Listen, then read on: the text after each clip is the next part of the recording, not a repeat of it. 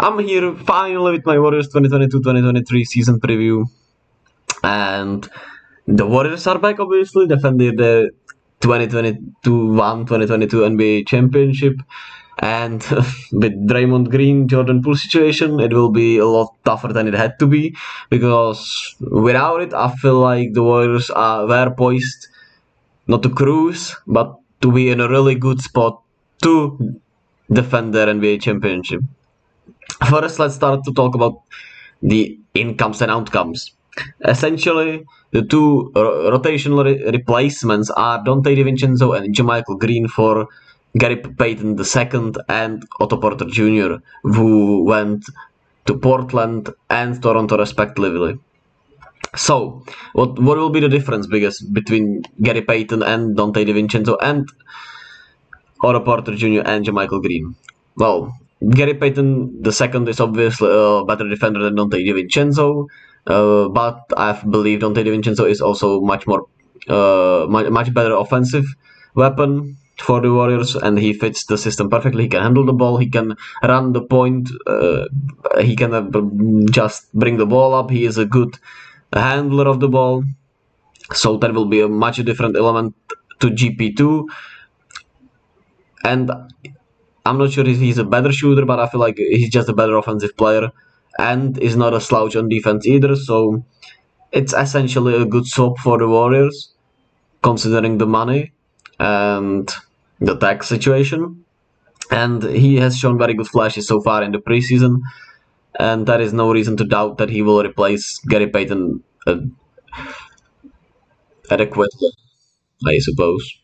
There is also JaMychal Grindon, who will fill the role of Otto Porter Jr.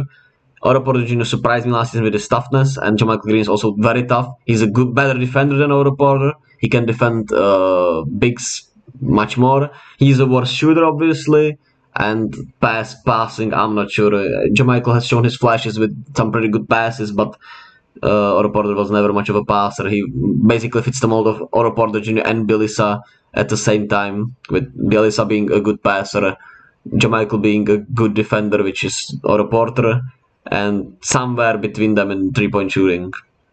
Between them, under them, because both were Bielisa and Otto Porter Jr. are considered good three-point shooters. I would say JaMychal Green is a decent three-point shooter. So that is that with the incomes and outcomes. Then we have the certain parts of the Warriors, which obviously is Steph Curry, who we know what he can do, we know what he will do, we know that he will be Steph. Steph's gonna Steph.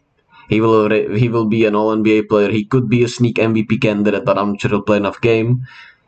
This is for certain. Then we have Steph Curry, who I think has established himself now, especially with last season. Like, established that there is nothing to doubt about him. There were some questions before this season, after the 2020 and 2021 season, but there are no questions now. He's just an elite coach. Nothing you can say, nothing you can really point out, especially after last season. He made the right choices, he did what needed to be done, and he proved everyone wrong who, there were a lot of people, including me, doubting him last season, and he proved me the fuck wrong.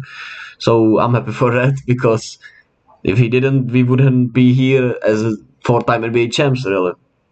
Then Andrew Wiggins is another certain. He will get back buckets, he will defend the perimeter, he will rebound the ball. With Clay, I put him in certain, but considering his situation with the mental block he has, it's tough to know how Clay will feel. It's just tough. We don't know what Clay is gonna be. I believe he's gonna be great, but I'm not certain. I was certain about it before the mental block. Now I'm 50-50. He could be inconsistent, he could be great, I'm not sure. But I will bet on Klay Thompson to be certain in the playoffs this season, with the full season of health. That's for sure. Then Kevon Looney will be Kevon Looney. Nothing to say about Kevon, really. He just plays defense, grabs boards, finishes around the rim, does his job as well as anyone in the league, really, considering his role. And then Andre Iguodala will be there as a mentor for the young guys, and he will play not so much, I would say, as he himself said it. It would be a bad look for the young guys if he gets in there ahead of them, So yeah, there's not much to say really. The uncertain. Well, the Jordan Poole Draymond situation makes both of them somewhat uncertain. Even though I'm certain about Poole being great and Draymond being great on the court, but off the court with the trust issues. Like, dude, how can you trust the guy who punched you? Who just locked you out, knocked you out, man. And it is everywhere on the internet. Everyone has seen it. Everyone knows about it. It's way worse than I thought it would be.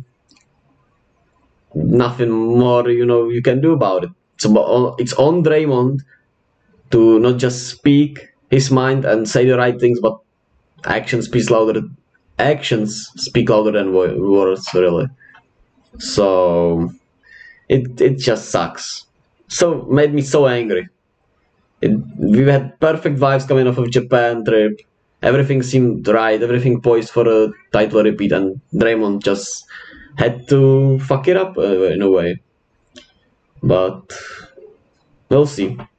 There is no certainty in that situation, that's for sure. Also, James Wiseman is pretty uncertain. Who knows if he can stay healthy? Obviously, that has been a question. He has not stayed healthy ever so far. But his role seemed to be pretty nice. He seems to be coming along very well, especially considering the preseason games. He will get his time in the regular season. The question is, can he be ready for the playoffs? That's really it. And then we have obviously the rookies. They won't play much. They will be in the G League. Patrick Baldwin Jr. has a shot to maybe make the rotation. I'm not certain, but he could. That's for sure he could. If he keeps shooting like that and can defend somewhat. And Quender Weatherspoon will play some spot minutes for defense, obviously. But there is a chance he can be converted to a roster spot. Who knows? We have one open roster spot for tax purposes, obviously. Maybe if they like someone enough, they could convert them into the roster spot. The roster needs, there are none really. Maybe a big man, maybe a ball handler off the bench who could be Ty Jerome we have here. Maybe some forgotten talent. Really not much to say about the roster needs. The roster is set, essentially. They can add one person. It could be a ball handler off the bench, like a point guard, like a Ty Jerome. It could be some forgotten talent, some buyout guy, some big man. We'll see. The Warriors do the unthinkable with this stuff, essentially. And they keep the roster spots open. They kept the roster spot open. Last year, everyone thought they would kill them, essentially. It would be the downfall that they didn't have a big man. They didn't have just something into the roster spot. And it didn't. So take it as we will. We'll see if they do something different this year. My prediction is they won't. And the X factors, it was the young guys. It was Moody, Kuminga, Wiseman. Based on the projections for their second seasons, can they come into the mold so they will be played in the playoffs? Everyone is very certain that Moses Moody can, and I am also. He has the right attitude. He just gets it. He's a vet in a Rook's body, not Rook's, but second year body, and he will make the rotation. I'm certain for the playoffs. But Kuminga and Wiseman, Kuminga could as a spot defender. Could also blossom, who knows. I'm not projecting neither Kuminga or Wiseman to make the playoff rotation, essentially in just some spots, but I hope they prove me wrong. That's what I'll say. I believe in them, but I'm not sure their growth will be fast enough, which it don't have to be really. Last season we proved it doesn't have to be, but it would be very good. And Kuminga has the ability in him. Question is, will Steve Kerr trust him with his, not sure if to call it attitude. It's essentially about how much time he'll play. Because I feel like he could be played in longer spots in the playoffs with his unique skill sets that he brings to the Warriors. And that's essentially all we have for the season, right? There's not much to add, really. We know what this season is all about. It's about bringing another championship to the Bay, winning number 5. Draymond made it a little tougher, just a little bit. and hopefully he's able to earn their trust back. And essentially with that, earning the fans' our trust back as the fans. Because as long as he earns the trust of the players and you can feel it, then I have no reason to not trust him then. But until then, it will be very hard to trust him.